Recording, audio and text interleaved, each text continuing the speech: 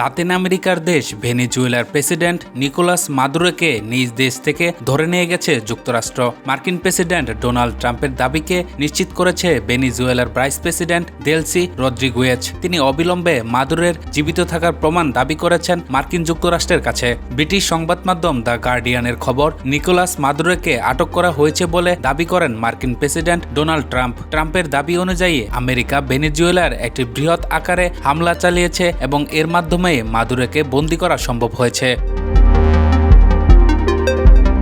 আজ শনিবার নিজের সামাজিক যোগাযোগ মাধ্যম ট্রুথ সোশ্যালে দেওয়া এক পোস্টে ট্রাম্প এই চাঞ্চল্যকর দাবি করেন। তিনি জানান, মার্কিন আইন প্রয়োগকারী সংস্থাগুলোর সঙ্গে যৌথভাবে এই অভিযান পরিচালনা করা হয়েছে। ট্রাম্পের দাবি অনুযায়ী মাদুরো এবং তার স্ত্রীকে ধরে ইতিমধ্যেই ভেনেজুয়েলার বাইরে উড়িয়ে নিয়ে যাওয়া হয়েছে। ট্রাম্প তার পোস্টে উল্লেখ করেন, মার্কিন বাহিনী ভেনেজুয়েলার বড় ধরনের সামরিক হামলা চালিয়েছে, তবে এই হামলার প্রকৃত বা ঠিক কোন স্থানে এই হামলা চালানো হয়েছে সে বিষয়ে বিস্তারিত কোনো তথ্য এখনও হোয়াইট হাউস বা পেন্টাগন থেকে আনুষ্ঠানিকভাবে জানানো হয়নি।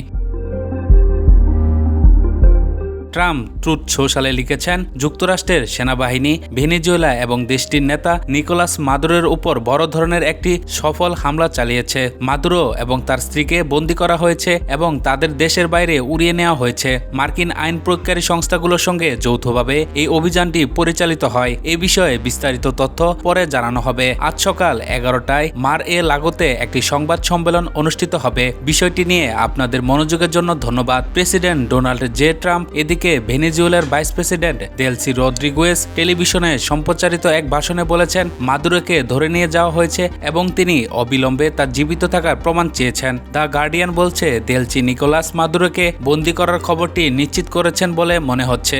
তিনি মাদুরো এবং সাবেক ফার্স্ট লেডি সিলিয়া ফ্লোরেসের বেঁচে থাকার প্রমাণ অবিলম্বে জনসম্মুখে হাজির করার দাবি জানিয়েছেন।